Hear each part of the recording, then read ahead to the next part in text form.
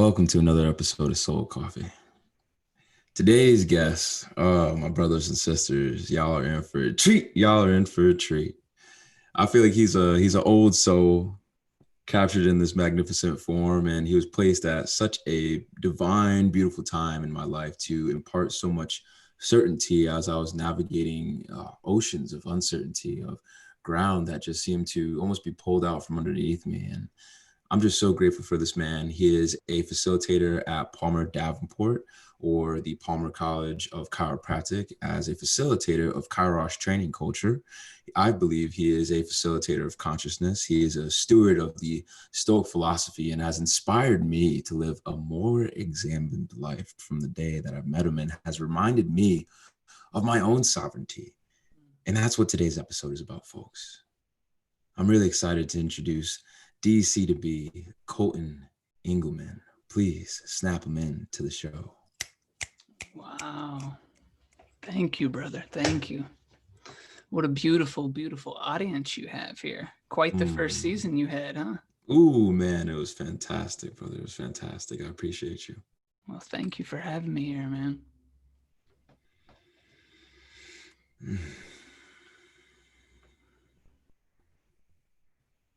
Thank you. Let's dive right into what is life? I think it's interesting as chiropractors get the privilege to really dive into the philosophy, science, and art. And when we start with a question like, what is life? I think people can get overwhelmed. People have misperceptions, maybe of what philosophy is. Philosophy is just for the ivory tower. How does that apply to me and mine today and what I'm facing? How am I even going to survive? And I think in times such as these and throughout time, it's always been profitable for humans to live the examined life. It was Socrates that said, the unexamined life is not worth living. So there's this idea of what does it even mean to live the examined life? Who are we as humans? Fundamentally, what is our nature? Soul coffee. Gotta get me some soul coffee. What is it about this podcast that keeps drawing me back? What is it about the speakers? It's more is said in the podcast than I can take down. And I leave meditating. I leave charged up. I leave called to go within and to reflect. So I want to thank you so much for really setting a table. We've got Thanksgiving coming up. We've got Christmas coming up. And one of the things that's always drawn me to you, Jamal, is you set the table. You set the table of life, and you beckon all to come to the table of life, to have conversations that matter.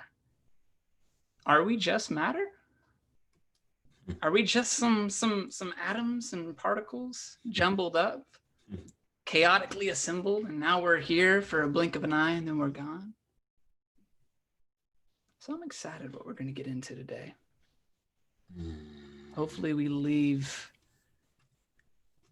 knowing that we have permission to think for ourselves. Y'all strap yourselves in. Please, if you're driving, focus, but receive. If you're sitting, get a journal. As the intention for today is to remind y'all of your own thought sovereignty, to be able to leverage the beautiful, I think, skill and ability, but I'd say skill more than ability of utilizing logic, as Colin started to dive in already. The deductive reasoning that we use in chiropractic philosophy is universal, in fact.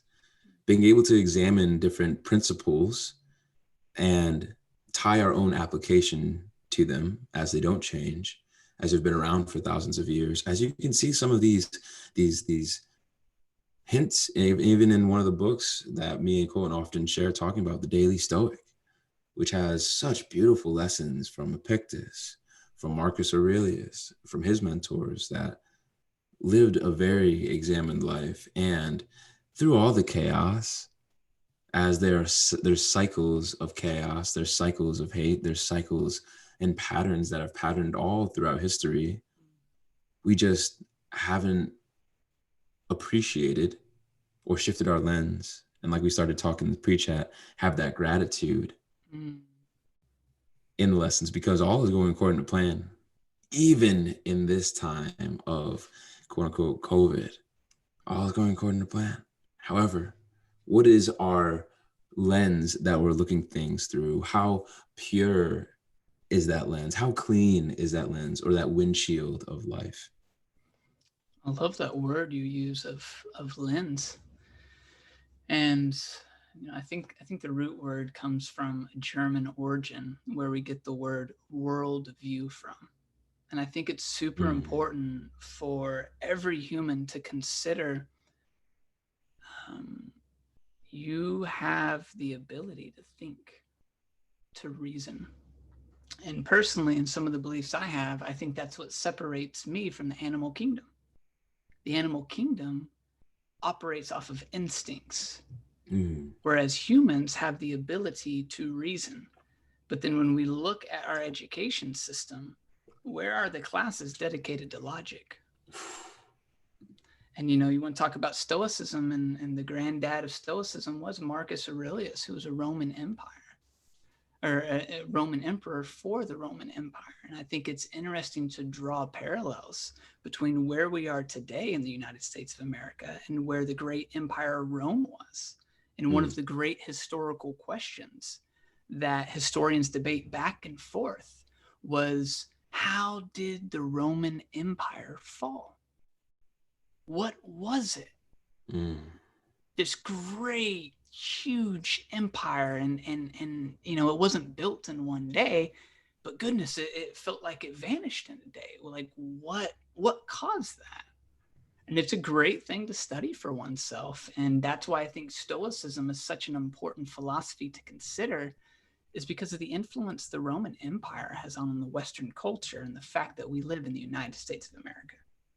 So we've got a lot of problems. We've got a lot of issues. And when I say problems and issues, those to me seem to be opportunities to unite diversity, to have unity through diversity. But how are we ever going to have unity through diversity if we're not thinking clearly, if we're not thinking fair-mindedly, if we're not tolerant towards opposing viewpoints? And the word tolerant, here's the interesting thing about language I've come to see as I study ancient texts. Language is perpetually changing. And so if you go get an 1828 Webster's dictionary, it's going to have different words and different definitions for words. And so who's controlling our language?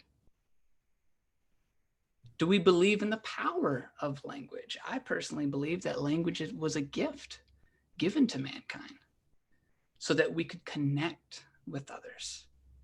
How are you able to follow this conversation right now? Is it not through hearing the words coming out of our mouths and our minds, our brains connecting?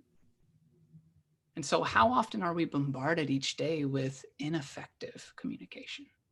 And we don't even know it. How would you define ineffective communication? The lack of minds connecting. I think fundamentally communication is when two minds connect. Is a brain the same thing as a mind for our listeners? I would say no. What makes it different? I think the brain is the physical organ at which, and this is the great question, I guess, ever since Locke, big time John Locke back in the day, is, where is this mind? Where is this spirit? And I think this is really fascinating for doctors and for the day and age that we live in today. Like, what doctors are on the pioneering edge of exploring that something, of pioneering this mind-body connection. And I take it even a step further of, is it just a mind-body connection? I mean, predominantly throughout history, it's either been a dichotomy or a trichotomy when we look at the nature of man. So man is either body and mind, or body, soul, and spirit. And so when we talk about soul coffee, there's a lot of different philosophies out there. And we could all pause and stop and we can say, okay, well, what do I think the soul is? What does my community or my culture think the soul is? What does the world globally, historically, like when we talk about the soul, how are we defining it? How are we describing it? Because, I think it's been written, why gain the whole wide world and yet lose our soul? Mm.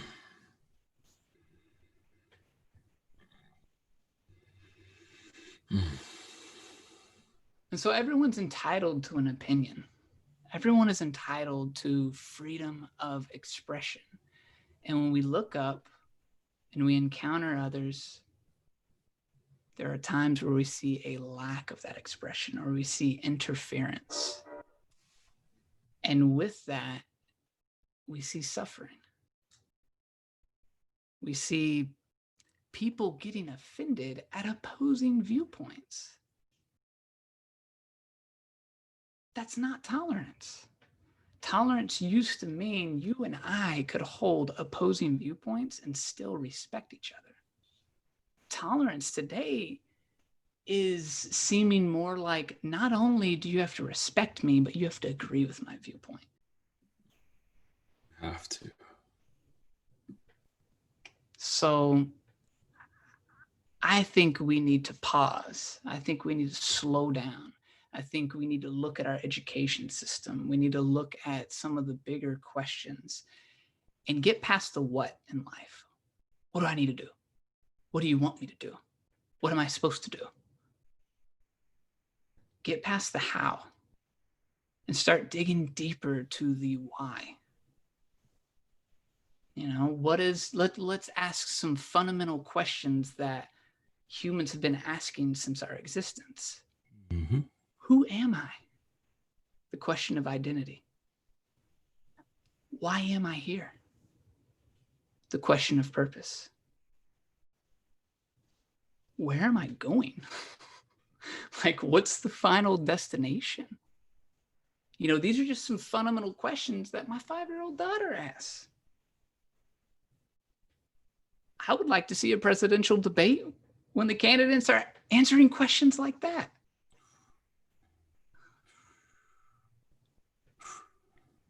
And so everyone's entitled to an opinion. But, opinion, my man, used to mean that you had facts to support the claim you were making. Facts that was building, like, I hold this opinion because of X, Y, and Z, because of these facts. Whereas now it's almost like people just have opinions without facts. And they want a seat at the table. And that's when we can give them a big hug and love each other where we're at and say, look, there is something outside of ourselves that is knocking to the inside of us.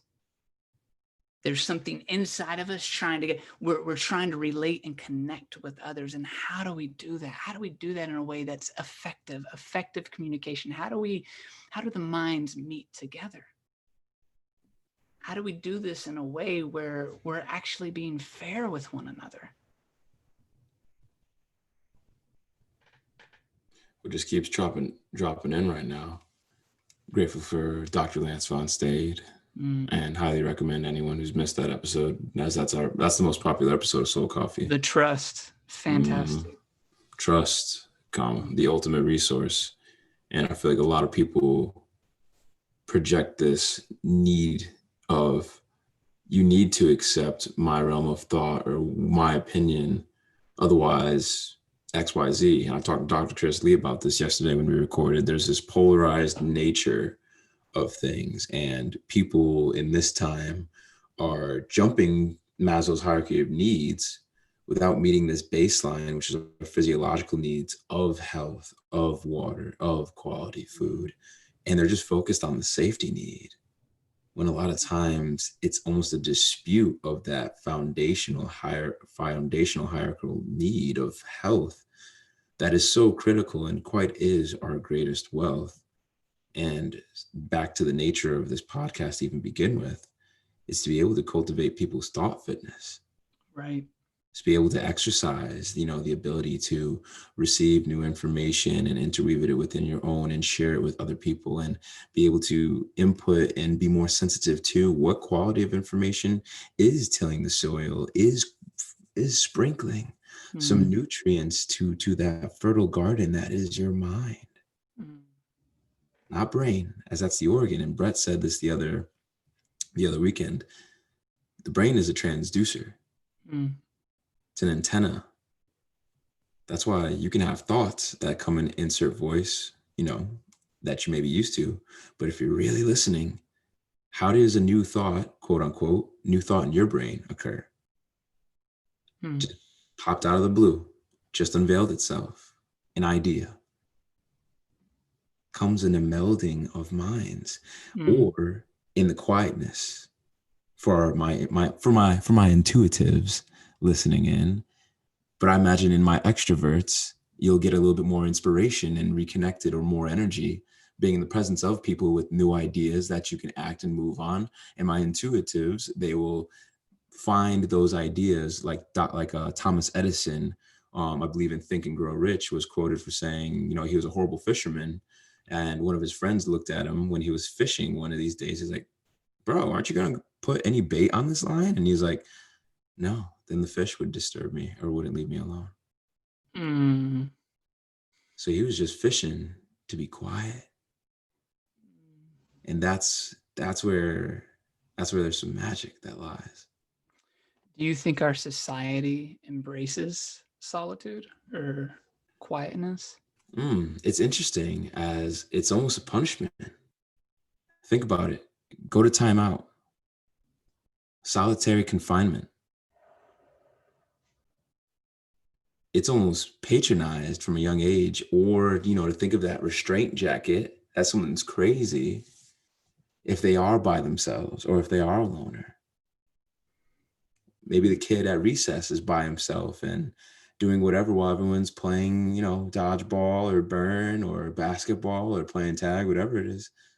But if someone were to look at someone by himself, I imagine that there could be a patronizing of things too. Yeah. People coming to sit with you because you don't want to be alone.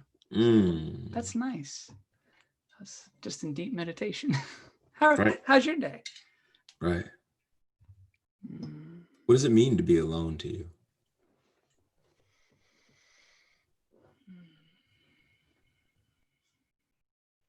The absence of interference.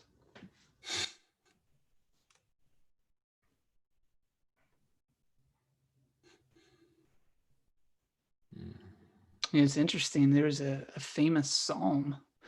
I think it was Psalm 46:10 that said, "Be still and know that I am God." And when you look at the context in chapter 46 where that's at, all hell's breaking loose. Mountains, earthquakes, storms, and in the midst of the tumultuous disaster taking place, there's this be still. You hear people say, be in the eye of the storm. We see the famous protagonist in a movie who's cool, calm, collective, solving problems. And then we face our daily circumstances and we're wondering, how can we cultivate a level of presence or self-control or mastery so that we're not being impacted or blown about by the winds of the current day? Winds of the world, maybe, even as we are all one biotensegrous unit, as Dr. Chrisley said yesterday. We're all on this spaceship called Earth together. Therefore, we are all one tribe. So one can impact the other intercontinentally. Why is butterfly effect? butterfly effect, baby. It's like, man, I got people all the way out in South Africa and Australia and Europe and shoot, even Asia nowadays. And that's nothing but a simple Zoom meeting, Facebook message away. And Mm. that can be an opportunity to till the soil once more. But instead, their wave, their impact, they will be different and then impact all those that they need to. And that's just at the click of a button. Sacred times we're in right now, Doc. Very much so. And so I guess if there's this idea of everyone's entitled to an opinion, but does that mean everyone's opinion carries the same weight?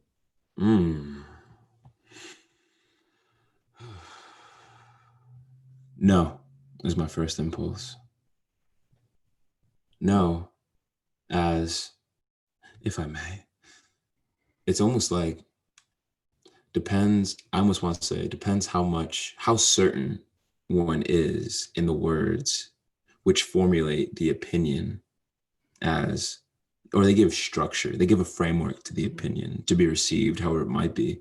Because just because someone has an opinion of something doesn't necessarily mean that another person might even be able to fully comprehend. So the depth of certainty, in addition to, I imagine, how much the other person has healed and how able, that will impact how much they're able to actually perceive or receive this offering from the other human being. Yeah, Potentially. I think that certainty you hit to is the big idea. You know, that's what begs the question for me of, so how do I get at the certainty? Like, is there a way that I can begin to assess my thinking? Is there a way that I can begin to measure the amount of certainty I have on a topic? And if I can do that for myself, could it be possible that I can begin to assess the certainty of other thoughts or ideas? And I would say, yeah, there is. You know, I think one of the biggest things that we could grasp when it comes to social discourse is there is this thing as logic. Like there is this thing as intellectual standards, and there are fundamental elements of thinking that we all have when we think. And we can measure our thinking through intellectual standards such as accuracy, precision, relevance, significance. And we can begin to look at the claims that people are making and see, does this have support? Is there evidence that supports this?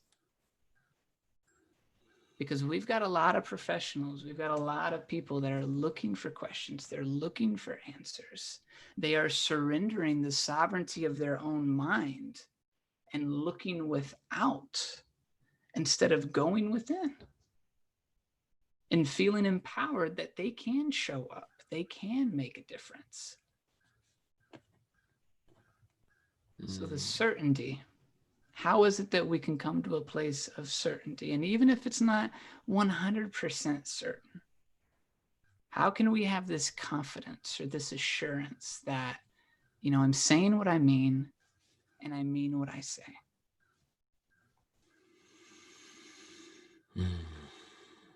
It's interesting, as when you said evidence, I wrote down where does one attain their evidence?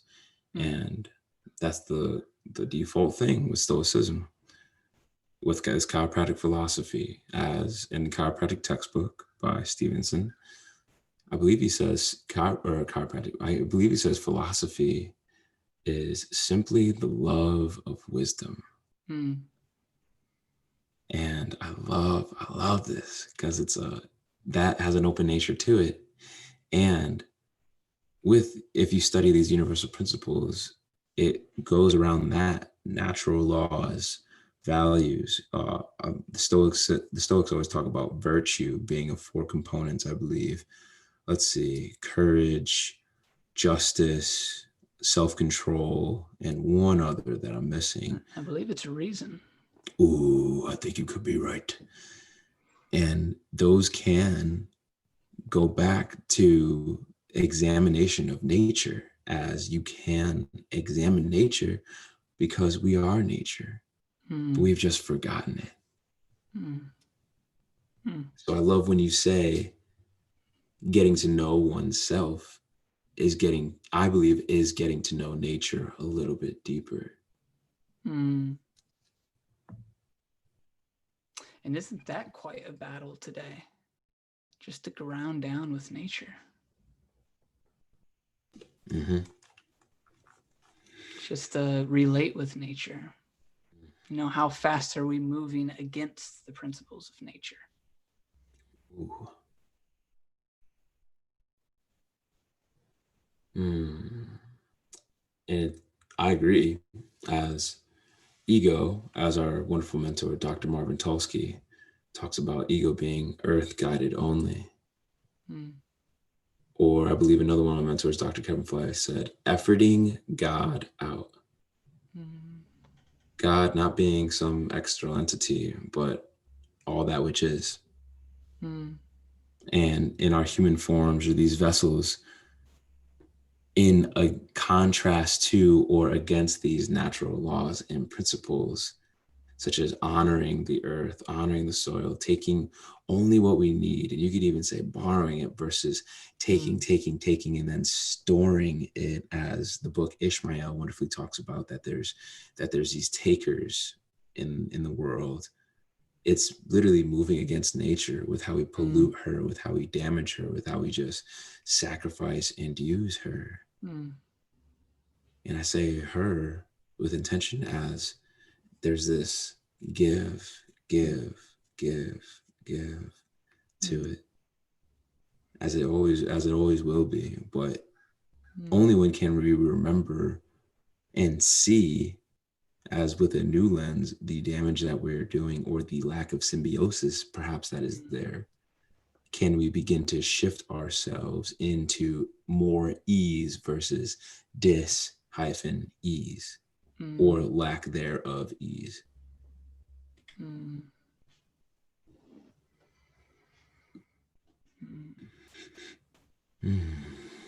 That's another powerful concept to think about, is dis-ease. Like what is a typical American? If we would go and interview them on the street, do you have any dis-ease in your life?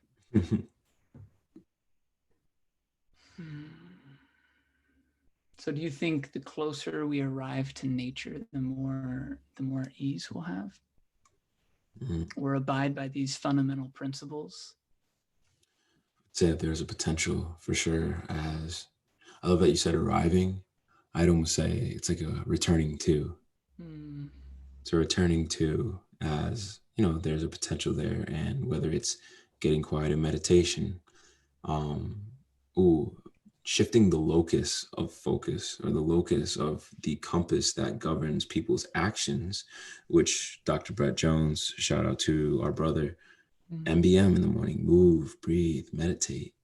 It sets your focus for the day. It sets your intention for the day. The breath grounds you back into you to be able to expand the bandwidth of whatever might come into your way. So even if an impulse does come into you, that you can move and adapt to it with greater proficiency and efficiency, and be able to understand you're right where you need to be, and understanding the chaos or the destructive potential that universal forces can bring, the constructive or innate forces that is the individual cell, aka human, that makes up the body of humanity, can reorganize and shift to achieve a more ideal tension state, aka more ease. And as Dr. Lance would probably say, would that result in more life per moment? I do believe that would result in more life per moment. And that's another thing. If you were to look at someone and be like, how much life are you living right now? Ooh, what if that was a question Instead of how are you? How much life are you exuding in this moment? Mm. What would you say?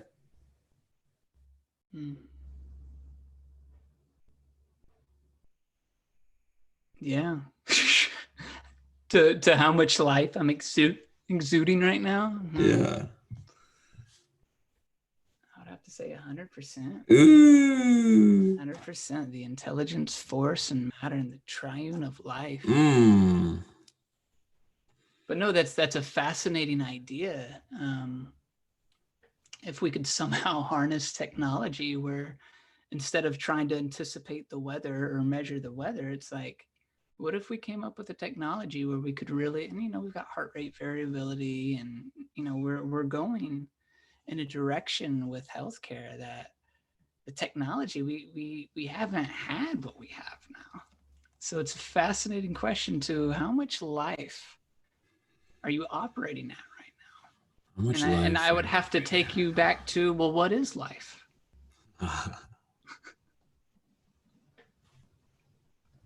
And I think the biggest thing that we can all celebrate, Jamal, is you don't have to be in a doctorate program. You don't have to be a doctor to think like a scientist. You don't have to be a professional philosopher or an artist to be an artist. Mm. Now, I'm under the belief that all of us are artists. Yes. And the art that we make is produced through our intentionality, which is built upon our beliefs. And so believing is the art of life. Now, what am I believing? Hopefully, I'm believing in congruence with what my beliefs are. But humanity has shown time and time again that we're pretty poor at accomplishing that. So, what am I believing? What am I adhering to? What am I relying upon? And what am I trusting in? ART. So the art of life can be distilled down to, what am I believing? Like, what am I believing about myself? What am I believing about others? And again, Dr. Jones, I loved it. He said, MDTP, moms, dad, teachers, preachers. And so whether we want to admit it or not, we've all been colored by those closest to us. We've all received the doctrine of man. And now it's this process, and I believe it's a very sacred process of bringing harmony above, down, inside, out. I mean, think about this, and some Christians may get mad at me for this, but it's this like, look, Jesus did not come to establish a religion. Oh, say it. He came to establish his kingdom. And what did he say about his kingdom? He said it's within. He says the kingdom of heaven is within. It is within. What are you going to do about that, preacher? What do you like? It's within. So what am I believing? What am I adhering to? What am I relying upon? What am I trusting in? And it's like, how's my canvas? How's my color palette? Am I even aware of what I believe? Am I even aware of the doctrine of man that I've inherited?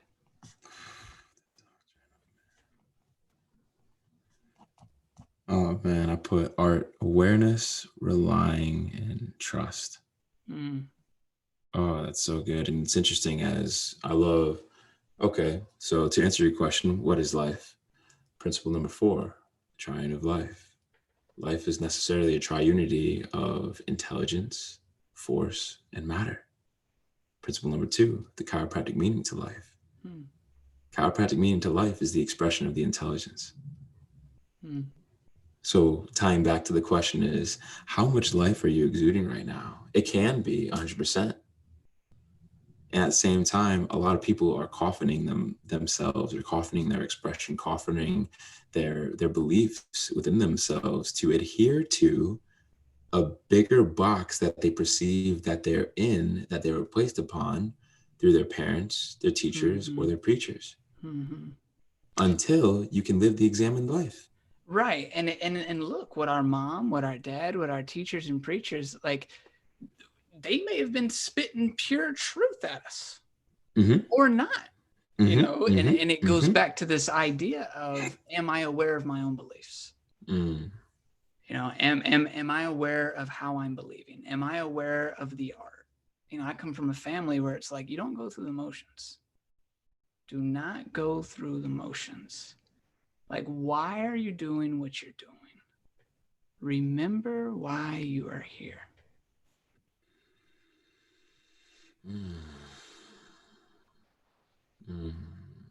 And so many times we find ourselves in positions where we don't even know why we're where we're at.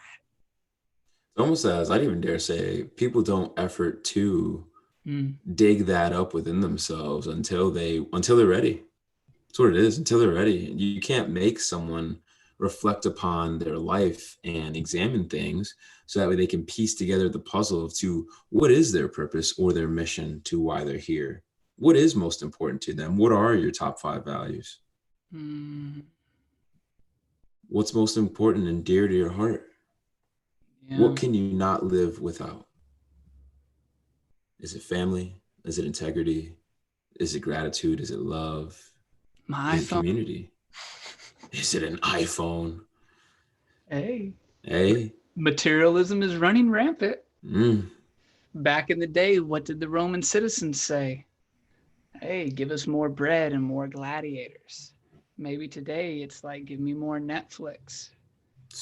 Give me more distraction. Give me more distractions so that I'm not still with myself. So that I'm not confronted with the reality of what is. And so I'm not distracting myself in the circus of what seems. There's a big difference between what is and what seems. Ooh.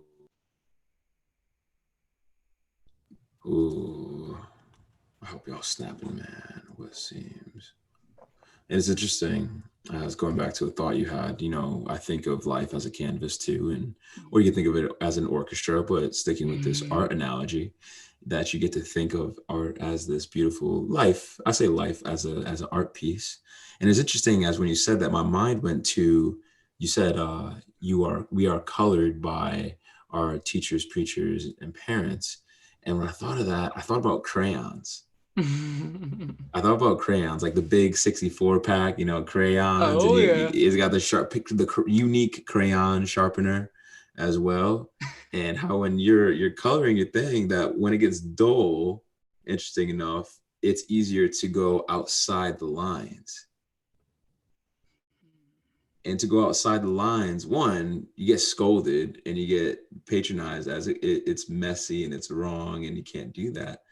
But it's interesting how much of us aren't adhering, quote unquote, to our own lines or drawing with our own box. And I think the lines can represent your mind, perhaps, and how much you are willing to think outside of that.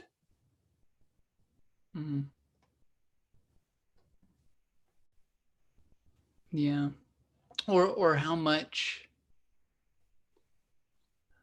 we care about what other people think about our coloring or our lines. Yeah, I was like, you can take that analogy with whatever you want. That's beautiful, though. Such as that picture that first grader might draw, and yeah, it might not be all inside the lines and shit. Doesn't mean it's not anything less beautiful. And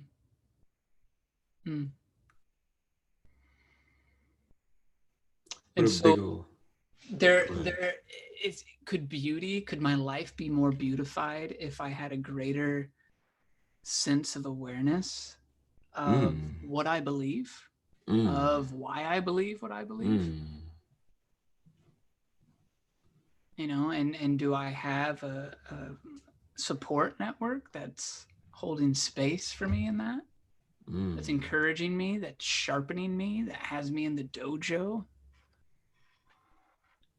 You know, because it's no big deal if you don't know. I can imagine some listeners are like, holy smokes, like hit the pause button. Like they've dropped some big questions and I don't know. And it's like, that's great. That's perfect. Now, what are you going to do with it? Yes. There's no guilt. There's no shame in not knowing. No shame.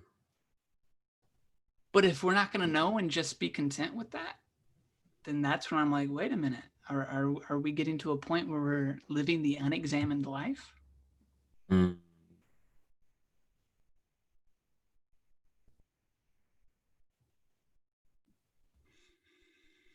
Mm.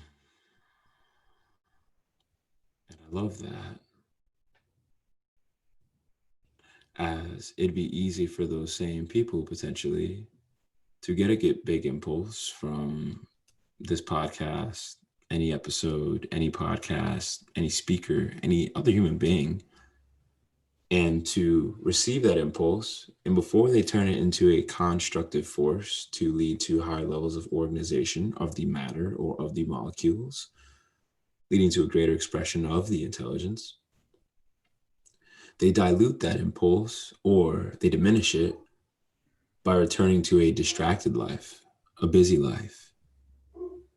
And I believe it was Tim Ferriss that said, busyness is the new, or busyness is a form of laziness. I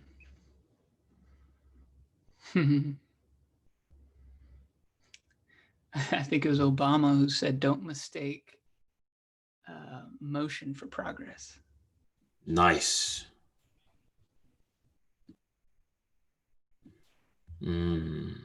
As there's universal life in all motion.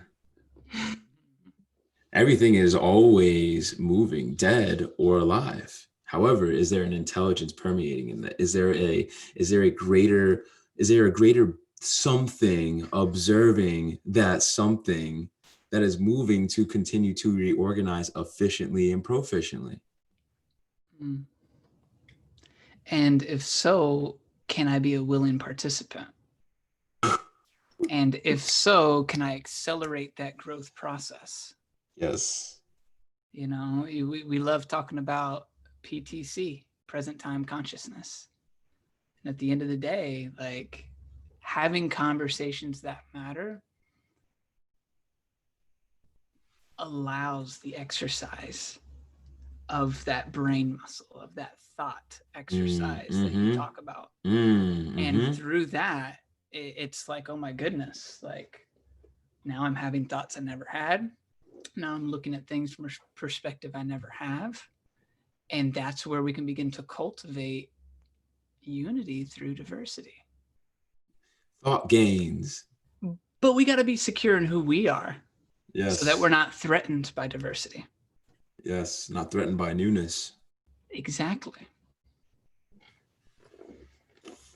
My mom, I'd love to quote Mama Frooster. I forget what it was on, but I'll have her on this podcast too eventually. But she's like, well, if we were all the same, life would be boring. I've never seen a sunset that was the exact same. Oof. You dog, tying it back to nature, you. I just don't know how we can't get excited when we look in the eyes of another person. When we open up our eyes in the morning. When we begin to breathe. When we begin to stretch. Like, how can we not be in awe and filled with curiosity and passion to roll up our sleeves and to inhale and exhale and to take and to give and participate in the celebration of this life? Life is too short. No matter where we're at, like, we're not alone. And I think this podcast is a great example of that, brother. Yes. You are creating a not just a network, but a group of individuals that are at the table, that are beckoning and welcoming, and I dare say that are rolling up their sleeves and being faithful, available, and teachable to what they're called to do and be. Yes. You know, you matter. Why do you matter? Because there's no other you. You're peculiar. You got a part to play if you want to. If you want to. If you want to. There's been plenty of times in my life where I didn't want to. Yeah, we haven't even touched on the vast history to this man as oh man, I've had the privilege of hearing this man's story, and I feel like y'all will hear his story more so that way you can build the resonance and build the connection and build that rapport that is oh so juicy. But I will hold the intention that if you've been tuning into this episode thus far, that your life has already shifted in some way, shape, or form, not just to what he says, but what's behind what this man is saying. What is his level of certainty? What is the fun that he is having in living an examined life? And does it sound like a life that you would like to live or take the responsibility that it is to live on yourself? So all we can do is just offer a jacket for y'all to try on. But it's up for you to custom make it, get it tailored, make it look good, and then be that highest version of yourself. And that's all we're offering with this episode. The freedom, the sovereignty of thought. And it's like, whoa, how do I take that sovereignty back? How do I start questioning? Just start questioning. Just start noticing. Why do you feel the way you do? And I would love for you to talk on the loop, the relationship between thoughts and feelings, because I think sometimes when we're having a conversation and encouraging to live the examined life, people can get this idea of it's very intellectual, it's very cranial, and it's like we are by no means trying to separate like the intellectual work of living the examined life and the romance of life by what we feel as human beings. So is there a relationship between what we're feeling and what we're thinking? Biochemistry can have an influence on thought. And I imagine if you're more in that, I believe it's sympathetic automia or a heightened level of general tone or state of the body to begin with. And if that is more towards the, or if y'all want to picture in your eyes or your minds as you guys are listening, picture in your minds, not your brains, the scale of parasympathetic or sympathetic nature or relaxed and rest and digest versus there's a bear chasing me, I must move. That cursor is tipping more towards that bear on the day to day when we have this discourse and discussion or connection or what can just be projection. And how far have we scaled away from that neutral?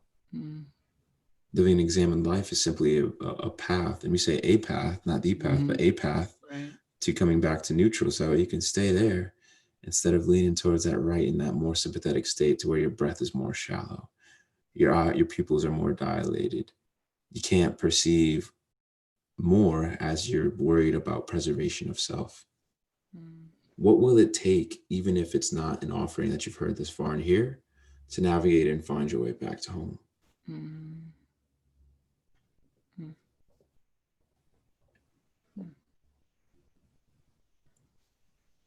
Navigating our way home. Isn't that the great journey we're all in together? So I hear.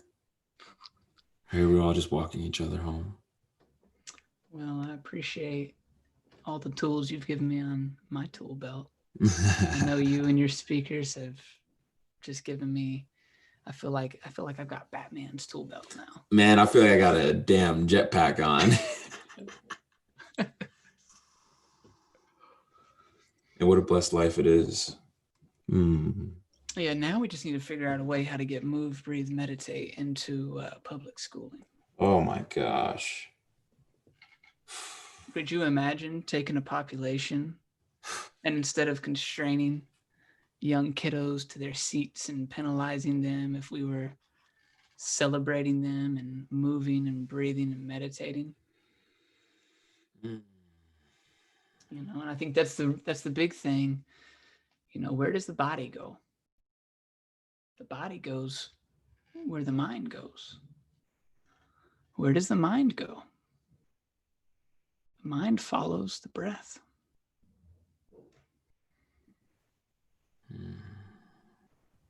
So one of the ways we can live the examined life is to tap into our breath, to tap into our thought life, to make time to go fishing without bait. Whatever that may look like. A quick side note, y'all. You deserve it. Because what would it look like for kids, those that can see spirits, things that we can no longer perceive because our adult brains have been shut off to it and we've been humanized per se. I'd even argue that it's dehumanized. We've had a filter. We've had our dreams crushed. We've had our wings clipped just to conform.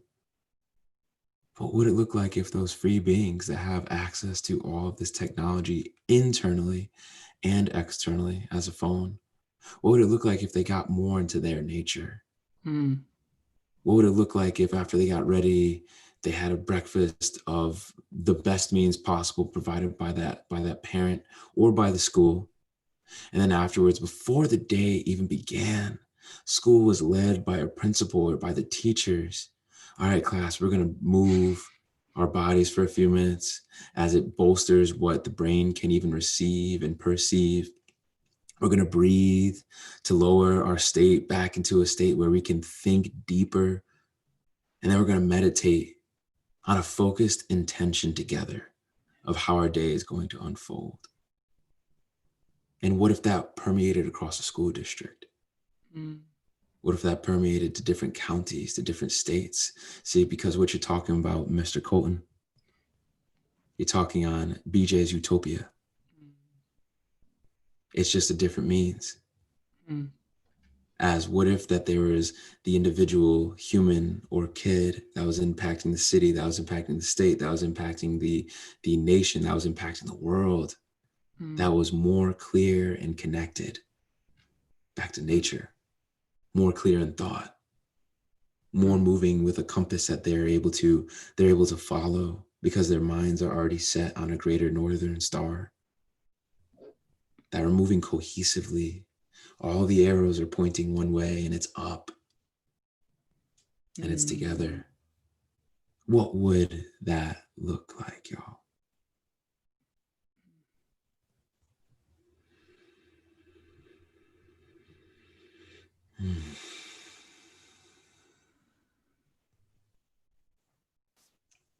Kind of seems like it would look like life in full expression. Oh. Or fuller expression. Ooh.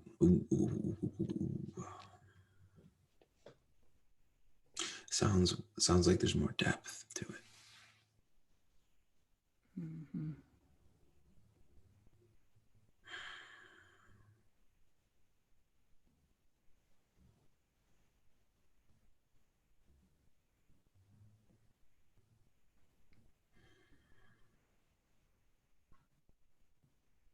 Sounds like a life worth living.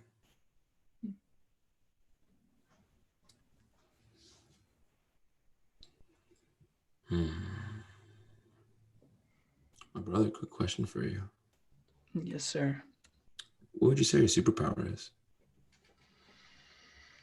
I love that question. It's a really good question.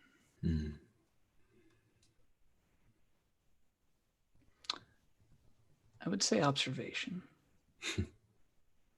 In the words of Sherlock Holmes, many people see but few observe. And for whatever reason, I've always had the opportunity to observe the wonderful, magnificent human beings whose shoulders I stand upon. And so I think my superpower is observing the fact that I didn't get here alone. And I'm just looking to return the favor to others in the next generation.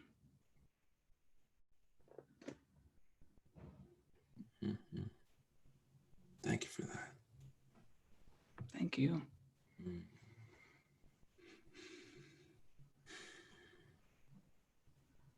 Just want to shout out our boy. I call him Brother Crescendo, but Phil Mobley, as along with Colton, sharing or being one of the many souls that has shared some of the offerings that this podcast has. He detailed or sent me this picture one day on his shirt, where it's like people that climbed a brick wall, and that there's a ladder going down to those that are working to climb, and a hand extended out. He's like, that's you. Mm-hmm. Man, you said it earlier. I love setting the table. You're a wonderful hostess. You've got the gift of hospitality, brother.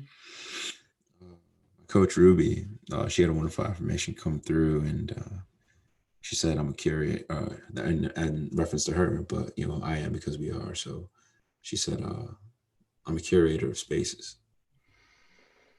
And I was like, ooh, if that's not what I'm striving to be, man, I don't know what it is. Just looking to put the right people in the right spaces and places at the right time. So they can have beautiful, beautiful conversations. Like, man, because like once the table's set, everyone comes ready and willing to play and eat and fellowship and be a human together.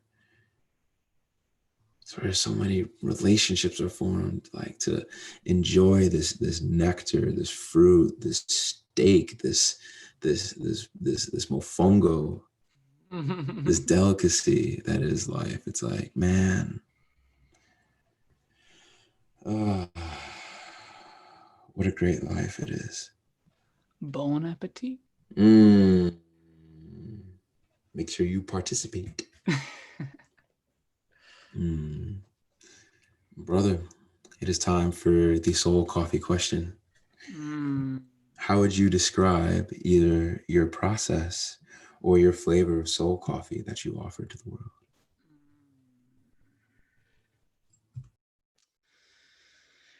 I would have to say it would be a dark roast Russian red eye. Ooh. Partly because I'm a quarter Russian. and there's that level of intensity with me. But yeah, red eye. Red eye, most definitely. Okay. Thank you for that, bro. Thank you. That's gotta be one of my favorite things. Oh man, if people wanted to reach out to you to connect, say hello, say thank you, or pick your brain and your wisdom, how may people do that? Oh, I'd love to do that. Cairo Colton on IG, Twitter, and probably most importantly, Xbox Live. Man, influencing the masses through Xbox Live. That's outstanding.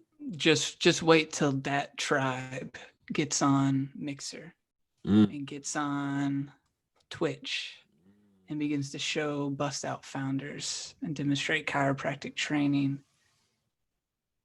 There's a whole wave coming. Yeah, I can't wait to see. Kids that are sedentary, all of a sudden they're looking up chiropractors. Yeah, there's gonna be a big movement. Okay. Looking forward to it and being a part of it. I love you, brother. Thank you so much for having me. Thanks for sharpening me. Here, iron sharpens iron, but I also hear that steel does the same thing. You're like a lightsaber, though. So. Ooh, that's another question. If you had a lightsaber, which you probably do, what color is it? Ooh, I'm going for that like neon yellow. Ooh, I'm going for neon yellow because my martial arts teacher back in the day, he said, now you know what the best samurai on the field, what color he would wear, right? I'm like, no. He said his armor would be yellow. Oof. And I said, well, why? He said it's the first thing that hits the eye. So he wants everyone on the field to know where he is at to come get some. That's so fire. So not only do you need to be a right-hand man, you got to be rocking that yellow. Ooh, man. Oh, this man hit me with the significance of that right-handed nature. So a right-handed man, that's someone that you can just trust as when you draw, that they're not going to mess you up. That's right. Well, my brother, thank you for this wonderful medicine. I appreciate you. I love you. And to all the listeners out there, please find this man on Instagram, Xbox Live, Twitter, all the things. Thank him. Feel free to screenshot any truths or any things that dropped in for you, so that way you can share it on IG. As I would love to admonish you to, when you drop that, you enter a drawing in for a shirt for You Matter. So be sure to do that. Tag me, tag at Cairo Colton. Know that you are loved. Know that you're appreciated. Share this with a friend. Leave your boy a 5-star review so that we can make sure more and more people get this medicine. And know that you are loved and appreciated. And until next time, peace. Much love.